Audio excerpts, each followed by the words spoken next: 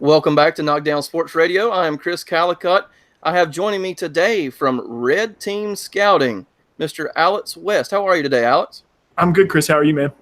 I'm doing great, man. Thank you so much for joining the show. And I am stoked to have you today because just speaking with you and interacting with you, you know your stuff and you love what you do. So speaking of what you do, tell the folks exactly what Red Team Scouting is and what it does on a basic level, because we'll go a lot deeper into it in just a few minutes. Well, first of all, I appreciate the vote of confidence that I know what I'm doing. I try to know what I'm doing. Sometimes I feel like I'm flying by the seat of my pants. But Red Team Scouting, we do a little bit of everything. We have done some media side stuff. We have done some consulting stuff.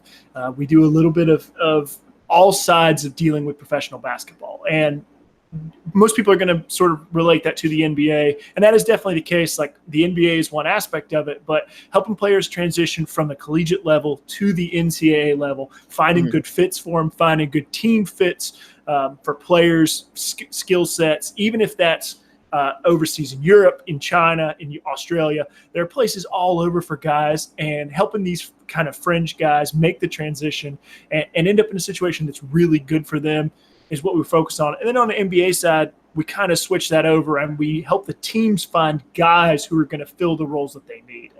Finding 1 through 3 is kind of your own team. You know, like when you're looking for players 1 through 3 on the depth chart, when you're Steph Curry's, your Kevin Durant's, those kind of guys, teams have a pretty good idea of what they want to look for and how they want to go after those guys. When it comes to 4 through 7, and the NBA championship is a perfect example of this. You know, after Klay Thompson got hurt, Kevin Durant got hurt, those rosters got really, really thin. The Warriors didn't have a really good identity. So finding players 4 through 8, 4 through 9 to help you have this cohesive team identity is really important. And so that's kind of what we do. So essentially, you guys are a basketball scouting firm using both hands-on or eye test type statistics along with computer analytics and everything like that. And you obviously work with some professional teams, colleges and agents and things like that. Would that be correct? Yeah, and we try to blend a little bit of everything. I mean, there's no right way to scout. There are certainly better ways to scout, but you talked about eye test analytics. You hear those used in sort of a dichotomous way a lot of times where a guy wants to say, oh, I'm an eye test guy or I'm an analytics guy.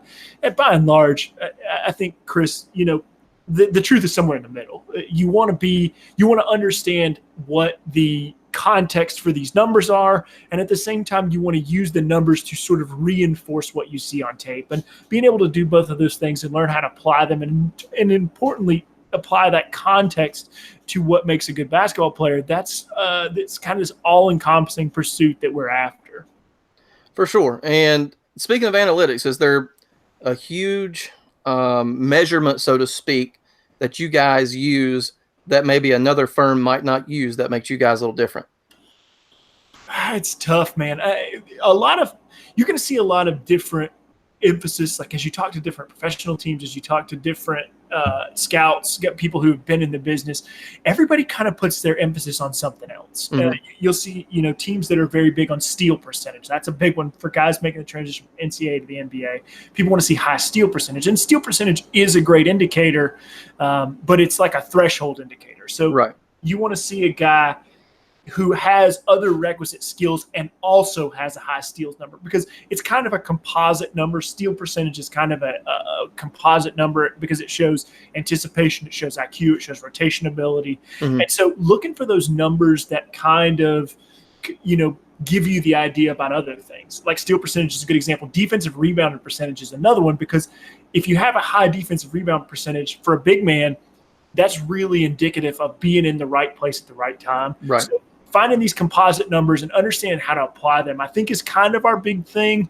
Estakio, my partner, does a lot of really fantastic work, and he kind of handles that side. I come more from the scouting background, so I tend to do a little bit more tape stuff. But like I said, we like to cross paths and make sure we're understanding each other and speaking the same language at the end of the day. For sure. And you mentioned you have a partner in this venture, but you guys are all fairly young on your staff, whether it be your scouts, your social media guys, your head honchos. You guys are all fairly young when you look at the field of scouting.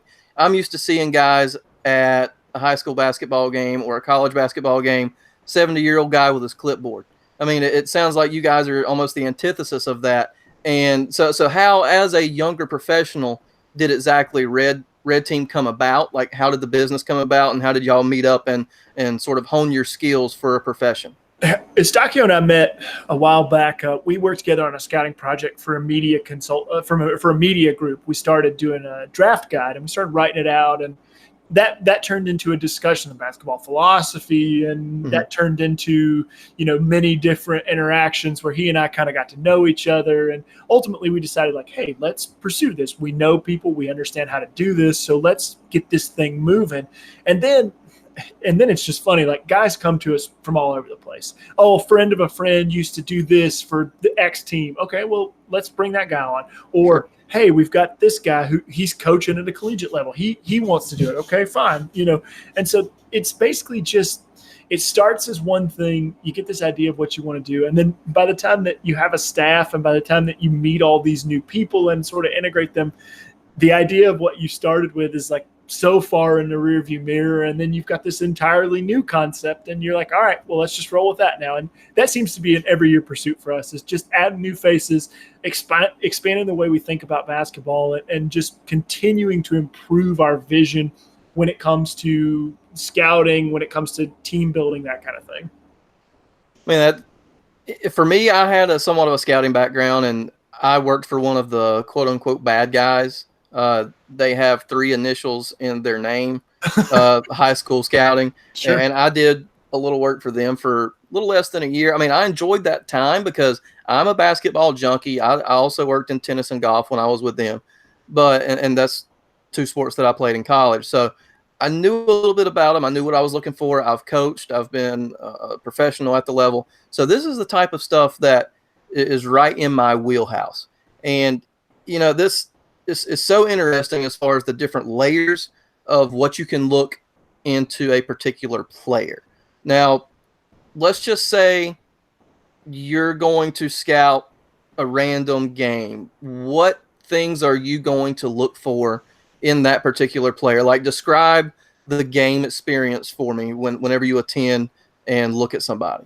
So there's 2 different levels of this question, because the first time I watch somebody on film, I'm going to watch for, things X, Y, and Z. The first time I watch somebody live, it's a whole different way to kind of take apart what they do. Okay. And like when I watch on film, I'm looking for communication skills. I'm looking for team defense. I'm looking for creation ability, all these kinds of things. When I come to the game and I finally sit and I get to watch a guy, the first thing that really I'm focused on is his physicality. Because to me, a lot of people will put athleticism at the top of the heap of important traits for an NBA player. To me, it's more of a threshold game. Like, if you can hit a certain level of athleticism, it's important. So when I sit down, that's going to be one of the first things I'm looking at. Is this player hitting the marks for physicality? Does he get bumped off his spot when he tries to rebound? How does he apply his length and strength when defending on the ball? And then the second thing is probably, and this is universal, is I really want to see how a player applies his IQ. Does he play the game in a smart way? Does he understand how to rotate? Does he understand how to communicate? And, the best way to do this is we get a lot of examples. We get a lot of opportunities to watch these guys in situations where they're unfamiliar, which is awesome from a scouting perspective. And one of the examples is the 5-on-5 at the combine. You're putting guys that have never played together in a situation. And you learn something about these guys because a guy can get comfortable in his system playing in college. He can have a role and he can kind of dig into that role and do it. But when you put a player into a situation where he's not super familiar, you're going to see players default to what they want to do. Right. And that learning experience of like finding a player doing what they want to do is really pivotal to me, because it just helps me understand the mental processes that go. Like, there's a perfect example of this. And I mean, this may be a little bit of a deep cut, but I just want to tell you, like, I watched Justin Robinson play point guard at Virginia Tech this year. And Robinson was really high IQ guy. Well, we watched him play at a little tournament in Portsmouth, Virginia. It's called the Portsmouth Invitational Tournament. And it's a tournament for college seniors every year. And a lot of NBA teams are there. Well, Robinson played in this tournament so well. He imposed his will. He controlled the flow of the game. He probably racked up in 4 games, I think he probably racked up 35 assists, give or take. Wow. But he showed his understanding of what everybody else needed to do. And to me, that's a huge, huge deal. And that's the kind of thing that you can see when you watch a player live. You can just see how they impose their will in a game. And I know, I'm sorry, I went way out in the left field on a rabbit trail, but watching how players impose their will, watching their physicality, watching their IQ, those are things that when you sit down live, they jump out to you. You can get it on tape, but it's just much, much easier to see in person. Now, with that said, I'm a basketball coach at the high school level. So therefore, IQ is one thing we attempt to teach. So with that said, do you think basketball IQ is innate in nature? Do you think it's like born into them instinctively, or is it a learnable trait? I would say probably 90% it's just born. You find guys, and your basketball formative years are different than your person formative years. Your basketball formative years are probably about the level you're talking about. Those 8th grader, 9th grader, 10th graders are generally where you're starting to establish your identity as a basketball player. In that context, I would say you can pick up a lot. You can see a kid who's kind of bright-eyed, learning, picking things up, learning where to be. But by the time you get to 22, 23, players can learn, they can adjust their play style, but that innate IQ is kind of just what it is. And so watching a guy develop, there are big jumps, and you know this as a high school coach. You see players go through those big jumps, like 8th, 7th, and 8th grade ball to JV's, huge jump. JV's varsity, big jump. And watching a guy at the beginning of those jumps is where you really learn a lot about him. Like, how does a player adjust from play in 7th and 8th grade to play in JVs? What about the next level? What about the next level? And in those first few times you see them compete at the next level, you start to understand, like, hey, this is a high IQ player. Kobe White was a good example of this. Kobe White was terrible at the beginning of the year. And then by the end of the year, I mean, he was just a totally different player. And so watching him just mentally progress through the game, that was a player that I was very pleased with and very high on, as you saw my board.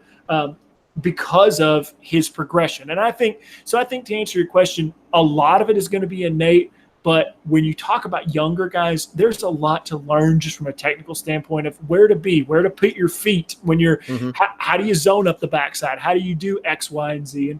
And kids will very, very, importantly pick that up. But by the time you see 23, 24, like, that guy kind of is who he is. Right.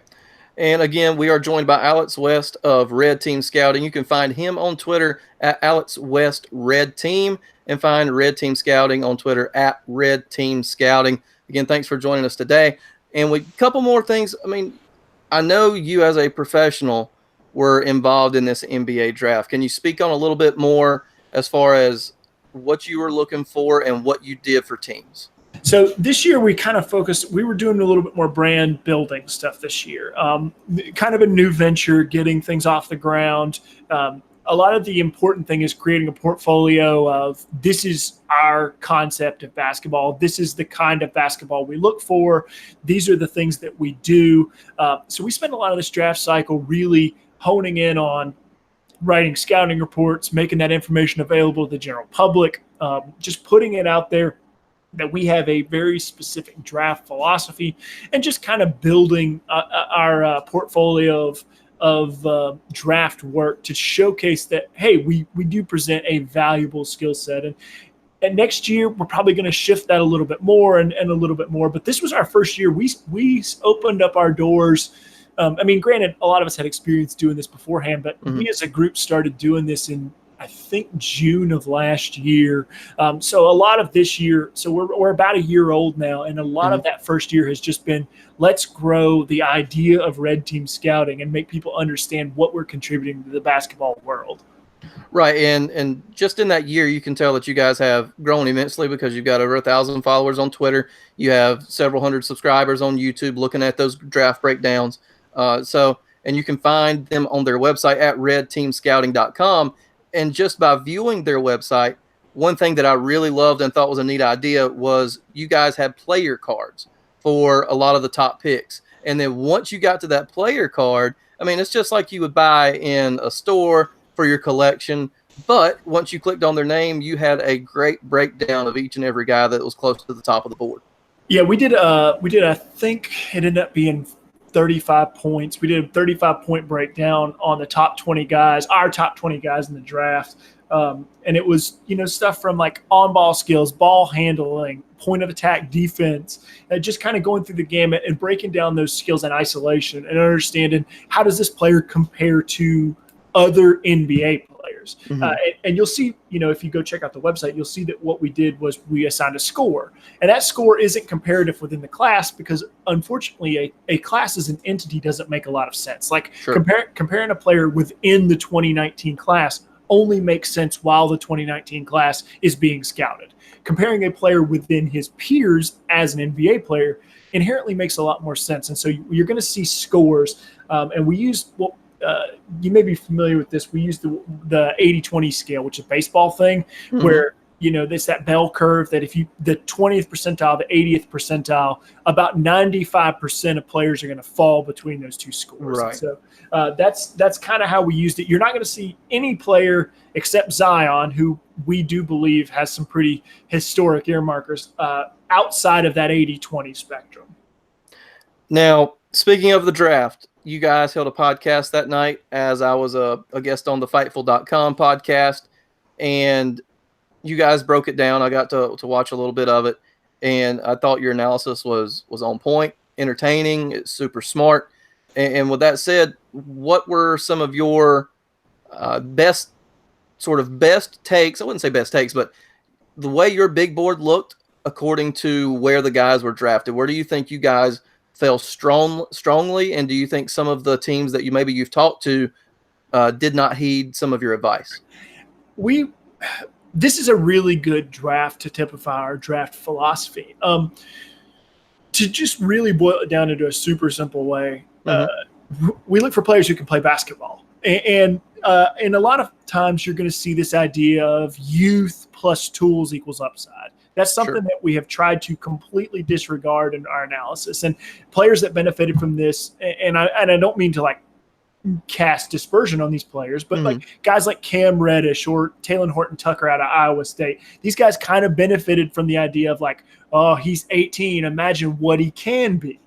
Where what you saw on the court didn't necessarily translate to what the expectation was. So we kind of go a different way, and we look at, and this is pretty evident in my board and Estacchio's board, in our ratings in general, we look for players who can play. And a perfect example of this is a guy like Brandon Clark. Brandon Clark's going to be 23 by the time he suits up for an NBA team. He's a big man out of Gonzaga, and he just showed this exemplary understanding of how to be a secondary rim protector, how to rotate, how to cut off lines of attack, and do all these things that really made him a quality player for Gonzaga. And, of course, Gonzaga had a nice run this year. But Clark is 23. So if you're comparing Clark at 23 to Cam Reddish at 18, and so our rankings don't really take into account age all that much. Like, I'm very happy. I had Brandon Clark at number 4 on my board. I'm very happy with that assessment. Now, Memphis got him at 21. And so if I'm looking at that draft, if Memphis got the player who's second on my board in Ja Morant, and they got the player who's 4th on my board in Brandon Clark, well, I think they had a pretty good draft. But absolutely, the same is true across the board. DeAndre Hunter, another player who is going to be one of those point of attack defenders who's going to be able to hit spot up threes, kind of play in that deep corner, be able to create tertiary options on offense. Grant Williams is a player that we particularly loved. He is the forward out of Tennessee, a player who can do a little bit of everything, kind of that Swiss Army knife who you can plug and play. He's younger for a junior, but a lot of people kind of had that same thought. Hunter's a junior. Grant Williams is a junior. These are players who probably took some hits in terms of their draft stock just because of their age. And that's, kind of exemplifies the way we look at the draft is like age is something, but it's certainly not everything. And speaking of your big board, there were some things that I talked to you about on pre-show that sort of was definitely different from other consultants or big boards. And one of those was RJ Barrett, who went number 3 to the Knicks. And you had him at number 11 on your board. Can you explain to us why? Yeah. RJ is a great player, and RJ is going to be a great player for the Knicks. But my concern with RJ boils down to two questions. Is he an efficient enough player to be the dynamo, kind of the driving force behind an elite level offense? Okay. He's an endpoint scorer as a forward, so that's a pretty difficult archetype to be in. Mm-hmm. And then the second question, which kind of naturally follows from the first, is what does he do for me when he doesn't have the ball in his hands? So right. when I look at RJ Barrett, all the talent in the world, I think one of my major concerns with him is his decision making.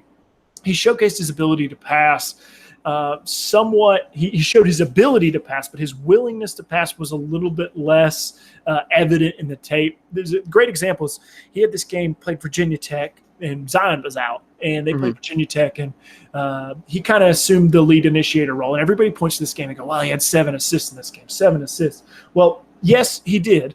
However, in the last 5 minutes of the game when Duke was trailing and they ultimately end up losing this game, he doesn't have a single assist.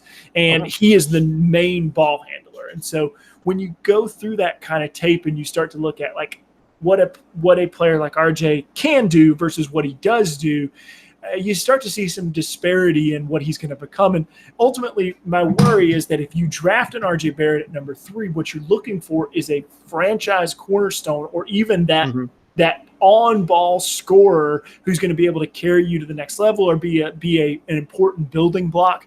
And I'm not entirely sure that's who he is. And so for me, I have guys in front of him. I have DeAndre Hunter in front of him. I have Brandon Clark. These are players who ended up going lower than what RJ went. And the reason why is because I see a very evident path to a role. I see weak side rim protection. I see a point of attack defense. I see these things that don't require as much investment, but are much easier paths to follow. And so RJ's path is pretty hard to follow for him to get where you expect him to be when you take him at number 3. And I think ultimately that's probably where the disparity between what he ultimately went and where I had him comes from. And a couple more player spotlights before we move on. A big surprise to me, being a North Carolina Tar Heel fan, was Cameron Johnson going number 11. I mean, yes, he is a sharpshooter. And do you think that they, being the Timberwolves, looks like he's going to end up with the Suns, took and reached to get him because of that sharpshooter mentality? And this is a 3-point NBA league at this point. Yeah, I mean, definitely number 11 seemed high to me. I had him at 16. So, did you? Okay. Yeah, it's not super far off from where I had him. And ultimately what it comes down to with Cam Johnson is, first of all, he has every skill that he shows at an elite, at a high level, is a translatable skill. He's he's good at moving without the basketball. They ran him off floppy actions. They'd run pin down screens for him. And he had really educated feet so he could catch, kind of swivel his hips, get into that shooting motion. That's exactly what you're looking at for these off-ball shooters, these JJ Redick types, is that educated footwork to get them into their shooting motion quickly. And then to pair that, you also have a guy at 6'8" who can just shoot over people. Really nice, hot release point, sees a shot well, manages to get it up even in traffic, can just rise up and shoot over people. So there's a lot to really love with Cam Johnson. Now, the Suns do need spacing. They traded back from 6. They ended up at 11. I think this was a spot that kind of shocked a lot of people. But ultimately, to answer your question, when you're talking about the best shooter in the draft, and I think that's what Cam Johnson was the best shooter in the draft, you can only fall so far in a league that places a premium on jump shooting. So he may not be the number 11 value in this, but if the Suns can turn him into this player who gives them another offensive dimension, where he goes in the draft, there's this disconnect in like a guy has to, if he goes number 4, he needs to be number 4 in value, or however you want to look at those things. If he becomes an important piece of the connective tissue of the Phoenix Suns and his shooting unlocks things for DeAndre Ayton, for Devin Booker, then he's done way, way more than even if his numbers don't necessarily show that. And so I think maybe I probably wouldn't have taken him at 11, but I certainly see the incentive behind it, like the sort of thought process that gets you there. And one last player that the guys at Fightful.com and I talked about pretty much all night, and the reason we stayed on the air for almost 3 hours, is Bol Bol. And a lot of prediction centers, big boards, whatever you want to call them, had him anywhere between 10 and 20 for the vast majority. I think you had him in the low 20s. Is that right? I had him at 23. Bull is this fantastic piece, this unicorn, this guy who can block shots and shoot three-pointers. He is becoming, it's becoming one of the most sought-after things in the league. Is a guy who can protect the rim and shoot three-pointers. Mm-hmm. Guys like Kristaps Porzingis sort of fill this role, and finding these guys is really, really hard. Yeah. But we only got to see 9 games out of Bol at Oregon. And in those 9 games, there were some concerns about what he did on the floor. He's not a super high motor guy, mm-hmm. which is a little bit of a concern. You could see him sort of the tape against Iowa is a really good example of this. Like, he just doesn't really sell out to be that rim protector. He's already a step slow. He's a big guy, 7. Right. He's already a little step slow, and so not quite selling out kind of puts him behind the 8 ball when it comes to defensive transition, rotation, that kind of thing. And then I think there were some big concerns about his injury. He injured his foot, and that's what ended up keeping him out the rest of the year. And I think among teams there was a big concern about what that might mean because of his really slender hips and shoulders, how much force he was carrying on his feet, sort of that biometric perspective, that maybe there was a larger concern. And ultimately he ended up going to Denver. And that's really interesting because Denver took the guy who had the most medical red flags last year in Michael Porter, and we still haven't seen him play yet. But they seem to have a comfortability with their strength and conditioning staff, with their medical staff, that allows them to take these kinds of gambles. Now, we haven't seen if either one of these are going to pay off for the Denver Nuggets, but they seem to be very comfortable with these kinds of risks. And so I think Bol is a talented player. I probably would not have let him go after 25 if I'm on the board, just because he has a range. People think the 26th pick in the draft is a lot more important than it is. Often those guys aren't playing rotation level minutes. I think Bol is a guy who has potential to play rotation level minutes. And I think that is the part of the draft where you start to swing on upside and say, like, hey, if this guy can get into the rotation, then he's worth this pick. So Bol probably ended up a little bit lower than where I would have had him. But, I had him at 23, and that was without really seeing the front end revelation of what his medical stuff was. And he ended up dropping all the way to 44, like you said, originally drafted by Miami, and then went to Denver. We said he traded in his water skis for snow skis, pretty much for that one. And those are going to have to be some nice custom snow skis to fit Bol. So let's move to talk about some teams. What do you think are some of the teams that really racked up as far as all the potential that you saw? I mean, one that really stood out to me, I don't know if you guys agree with me or not, is the Atlanta Hawks. Hawks are interesting. Hawks traded up. They combined a lot of draft assets to trade up to take DeAndre Hunter. And as of course I've said, I love DeAndre Hunter. They caught a little bit of flack for what that value was. A lot of people didn't necessarily believe that it was worth 8 and 17 to move up in a draft that didn't really have that second tier of talent. But ultimately, I think this was a really good move for them. They had their eye on a guy. And Travis Schlenk, the general manager of the Hawks, has sort of built this team with the idea of they're going to move the ball, they're going to be able to defend, they're going to be able to switch. And he's now trying to insulate Trae Young in that situation. Trae Young is a defensive liability, and there may be no way out of that for him. But if you can insulate him with players like DeAndre Hunter, who do play a really specific style of help defense, an educated and disciplined style of defense, you may be able to mitigate the damage that gets done if and when you finally get to the playoffs. So I think Travis Schlenk and his group had an eye on Hunter as a guy who could help them sort of continue this vision of having smart players, having high IQ guys, having guys who will continue to move the basketball, be able to switch and do all these kinds of things. So I actually like that, even though 8 and 17, which ultimately ended up being Jackson Hayes and Nickeil Alexander-Walker, both of which would have been pretty good Hawks. But that may be a little too high. But I think if you have your eye on a guy like Hunter, that's a good way to go. And I don't love Cam Reddish as a player. However, if there's a situation that is tailor-made for Cam Reddish to sort of recapture the magic that he came into at Duke, like this player who was exciting and could do some on-ball stuff and was going to be this dead-eye shooter and all these kinds of things, Atlanta's the place for that to happen.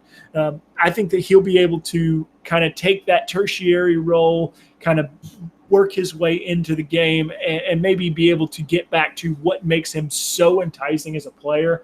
I had him pretty low. I think I had him at 15, which is a lot lower than most people. But I still like him at 10 because I think Atlanta is looking for, as I said, they're looking for that kind of player. And Reddish has flashed some really impressive skills over time, even though he hasn't necessarily followed that up with consistent play. I think that's a good place for him to land. Very good. And really, he can go in as a secondary option to what is already a face of that franchise in Trae Young. And I think it's sort of a good tailor-made position for him to go in, work on his skills, and if he ends up being a star, awesome. Trae Young's got a gaming partner pretty much. But if not, then he doesn't take quite as much heat for it because Trae Young already has that on him and sort of that pressure on him. Yeah, and they still have a lot of team building to do. I think John Collins is a super weird fit for the way they want to build that roster. Collins, fantastic player. I mean, I was going to say, I love him as a player. Went through stretches where he did 20 and 10, good score. He's just a little bit of a weird fit because of what you want out of the 4 position is the ability to kind of attack closeouts, the ability to space the floor, create some room for your other guys. And Collins doesn't really do those things. So you either have to find a center who can stretch the floor and protect the rim, or you're going to have to move on from Collins. And they have a lot of really interesting questions in that regard because Collins is so talented. And finding a 5 to pair beside him. I mean, maybe they could have gone after Bol. Maybe, probably they had some concerns as well, but there aren't very many guys in any given draft who can protect the rim and space the floor. So Collins is going to make it a little bit difficult. Like they're fit all together with Herter, with Young, with Hunter, with Reddish, and just kind of getting that idea. They traded for Evan Turner today. They swapped Kent Bazemore out for Evan Turner today, and Turner's a little bit more of an on-ball guy. So you kind of see maybe like that's what they're fashioning their way. They want to find a second-unit ball handler, somebody who can work the ball around, and that's kind of what Evan Turner does, whereas Bazemore's a little bit more of an off-ball guy. So they certainly have a vision. I think they just have some hurdles to clear to get from where they are now to into that competent, ready to compete for the playoffs area. But Travis Schlenk, smart guy, smart people around him, and so I think they're a group that can get it done. Just shifting locally for just a minute before we close out to the Charlotte Hornets. How many young, not so great power forwards can they put on their roster? I like PJ Washington. I do like him, but they took, I think, 2 more power forwards. I don't think they took a guard in the whole draft. Yeah, and maybe they're just very confident that Kemba's going to come back. This draft was really tough for them, Chris, because they obviously wanted that primary initiator, that guy who could create his own shots. Even if Kemba stayed, that was still very evidently the thing they needed. They needed a second guy who could get a shot. They ended up in a really weird spot in the draft. When you look at the top of the draft, you had Morant, you had Kobe White, you had Darius Garland, and those guys were gone. And there really wasn't anybody in that next tier who did the same kind of thing, except for maybe Nickeil Alexander-Walker. And Walker had some concerns about just what his frame was, what his ability was at an NBA level. He kind of plays that flex 1 guard, 2 guard, but they didn't really have a ton of options. And so maybe they're making the best of a bad situation.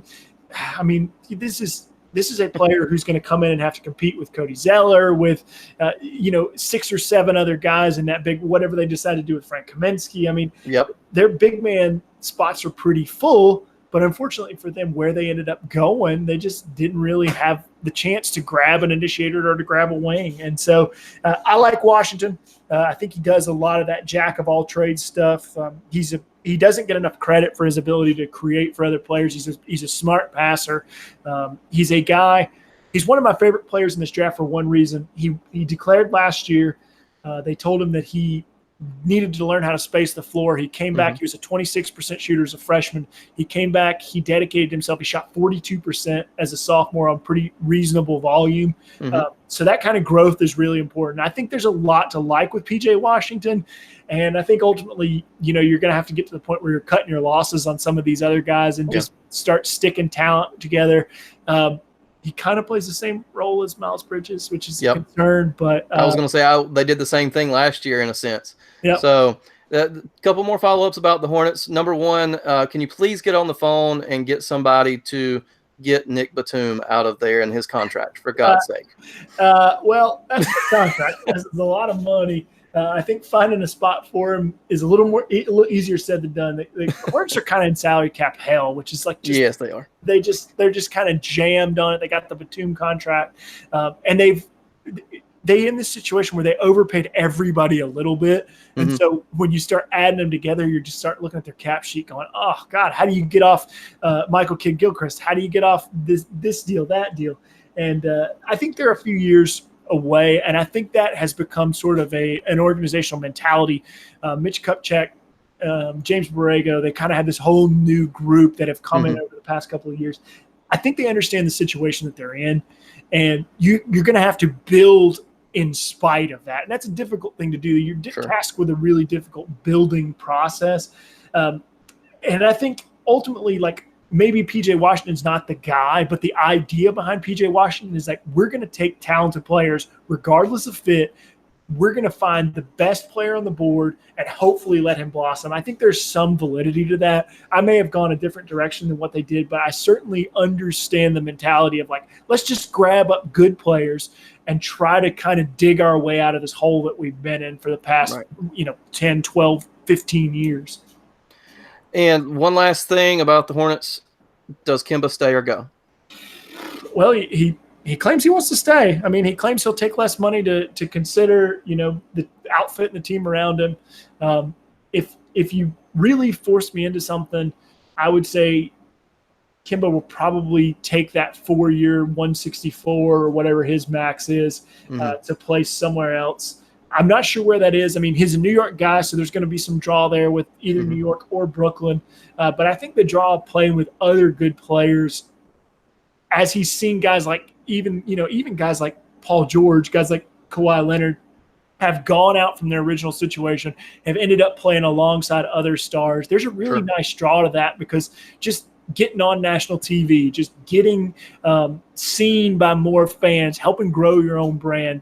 This brand awareness has become a really big thing for NBA players. So I probably wouldn't be super hopeful if I were a Hornets fan at this moment, just because of the things that, the other markets can offer him. But he's been very loyal to the city. He's been very loyal to the fan base. So I think maybe that some appeal in that way can be made if they can show him going forward, hey, we have a dedicated plan from where we are today to playoff competition.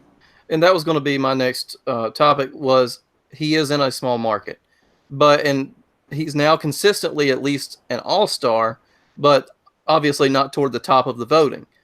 Now, with that said, if he was to go somewhere else, or let's just say hypothetically that he's been somewhere else for 3 years where he's on TNT or NBA TV every night or ESPN, do you think he ends up being a lot more highly regarded than he actually is right now?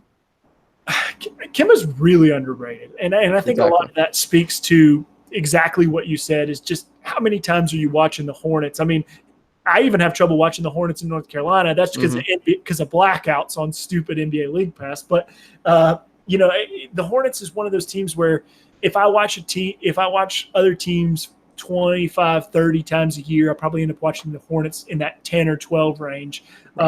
Because I have to wait 3 days to watch their games because they're local, but that's here nor there. But at the same time, it's not a team that's particularly built a lot of interest because they just have not been competitive for so long. And so I think that there's definitely something to the idea that if he can go out and he can go play in New York, even if the situation's not tremendously better, networks would love to put the Knicks on 4 nights a week. I mean, if they could do it, you see the Yankees got their own network. The New York market is massive, and TNT, ESPN, even NBA TV would love to get these guys on as many times as possible. And so, Right. Putting a Kemba and an RJ Barrett kind of gets them back into relevance. And Sure. I think that probably is going to weigh a lot on Kemba, like his perception among the fans, his perception among the league, like just how guys view him.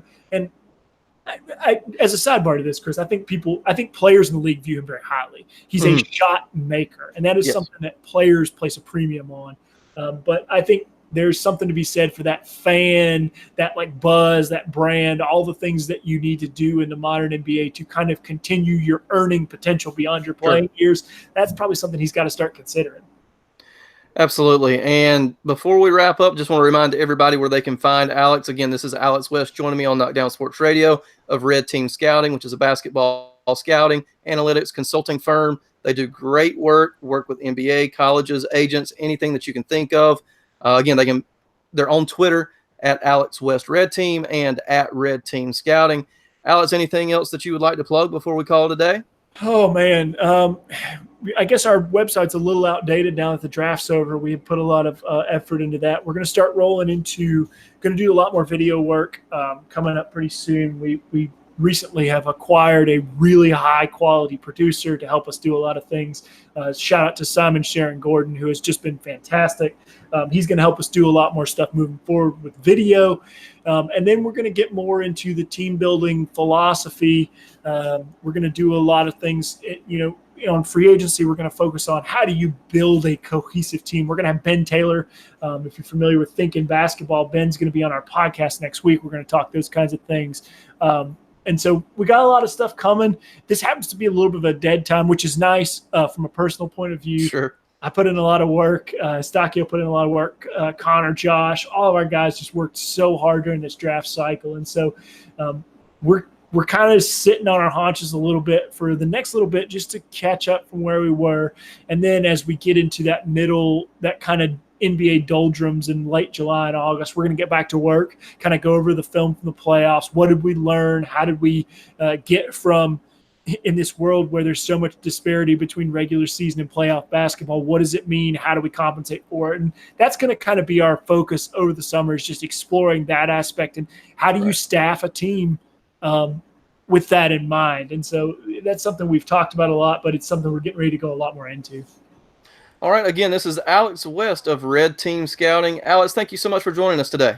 Chris, I appreciate you having me on, man. It was a pleasure to talk to you. I hope I didn't talk your ear off too bad. No, it was fantastic. Like I said, this is right up my wheelhouse, man. I really enjoyed it. I appreciate it. Yeah, man. All right.